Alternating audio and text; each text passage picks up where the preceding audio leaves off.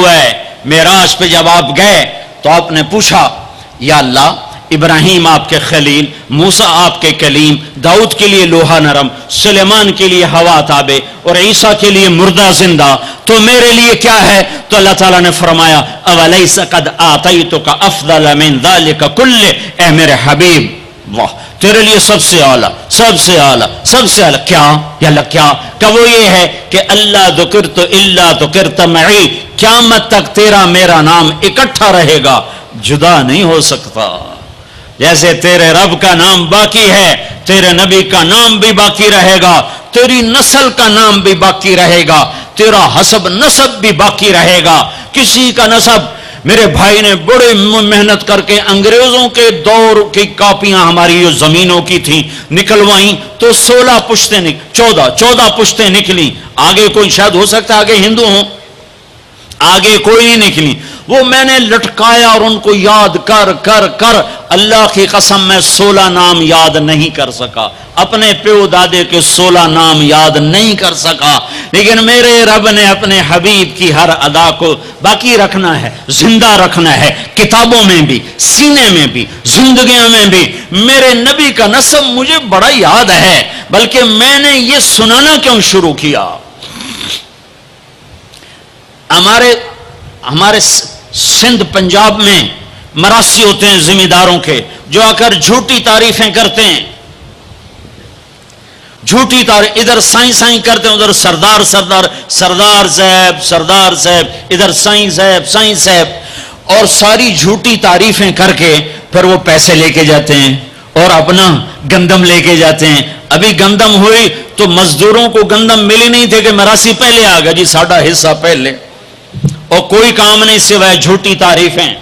تو میں نے اپنے نبی کا نسب یاد کیا اور میں روزے پہ حاضر ہوا، میں نے کہا یا رسول اللہ، ہمارے مراسی ہمارے ماں باپ کی، ہمارے دادے پردادے کی جھوٹی تعریفیں کرتے ہیں اور ہم سے سب کچھ لے کر جاتے ہیں جو ہماری حیثیت ہے، آپ سچے، آپ کی نسل سچی، آپ کی جد سچی، آپ کا شجرہ سب سے اعلیٰ، آپ کی ذات اللہ کے بعد سب سے اعلیٰ، آپ کے اور ہمارے درمیان آخرت کا پردہ ہے، ورنہ اللہ نے آپ کو زندگی دی ہے۔ میں آپ کو آج آپ کا نسب سناتا ہوں، آپ کا میراثی بن کر اور آپ کے گھر کا سائل بن کے،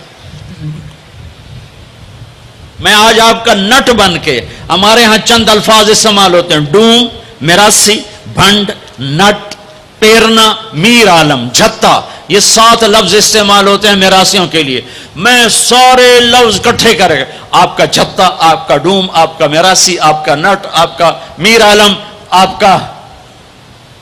آپ کی تعریف کرنے، آپ کے پیو دادی کی تعریف کرنے آپ کے در پر حال، آپ کا پیرنا، یہ ہمارے ہاں 7 نام ہوتے ہیں۔ میں نے کہا الصلاۃ والسلام علیک یا رسول اللہ بن عبداللہ بن عبد المطلب بن ہاشم بن عبد مناف بن قصی بن کلاب بن مرہ بن کعب بن لوی بن غالب بن فہر بن مالک بن نضر بن کنانہ بن خزیمہ بن مدرکہ بن الیاس بن مدر بن نزار بن معد بن عدنان بن اود بن حمیسہ بن سلامان بن عوس بن بوز بن قموال بن ابی بن عظام بن ناشد بن حزا بن بلداس بن یدلاف بن طابخ بن جاہم بن ناحش بن ماخی بن عیفی بن عبقر بن عبید بن الدعاء بن حمدان بن سنبر بن یثربی بن یحزن بن یلحن بن ارعوا بن عیدی بن زیشان بن عیسر بن اقناد بن ایہام بن مقصر بن ناحد بن زار بن سمی بن مزی بن عوض بن عرام بن قیدار بن اسماعیل بن ابراہیم بن آذر بن ناحور بن سروج بن رعو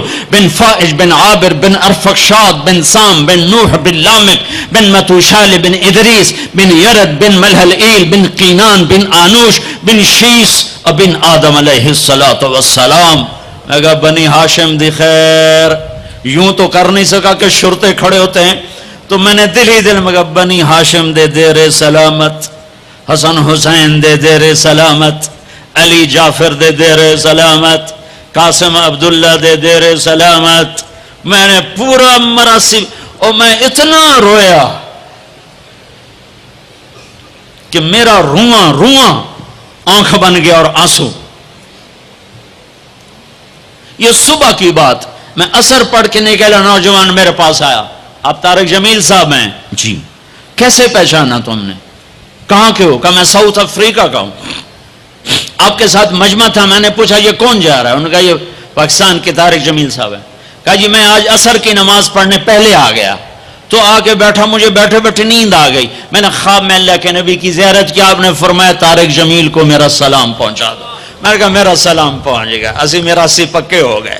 مجھے ان تقریروں پر تو کوئی امید نہیں ہے کہ میری بخشش ہوگی, چونکہ یہ مجموع کے سامنے بیٹھنا اس کے بعد کوئی یہ دعویٰ نہیں کر سکتا کہ میں اللہ کے لیے بات کر رہا ہوں. اللہ کی قسم میں آپ کے بارے میں قسم کھاتا ہوں کہ آپ سب اللہ کی رضا کے لیے آئے بیٹھے ہو, لیکن جو یہ یہاں بیٹھا ہوا ہے یہ قسم نہیں کھا سکتا کہ میں اللہ کے لیے کہہ رہا.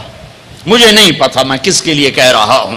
میں منہ سے کہتا ہوں میں اللہ کے لیے کہہ رہا ہوں, لیکن یہ موت پہ پتا چلے گا کہ اس کا مقصد واہ کی طلب تھی یا اللہ اس کے رسول کی طلب تھی. لیکن آپ پر مجھے 100% یقین ہے کہ آپ سب اللہ کے لیے آئے بیٹھے ہو, تو آپ کی طفیل شاید اللہ میری ریا کو بھی اخلاص میں تبدیل کر دے. تو میرے یہ تصور میرے دل میں, اور میں ہر بیان میں اپنے نبی کا شجرہ بیان کرتا ہوں.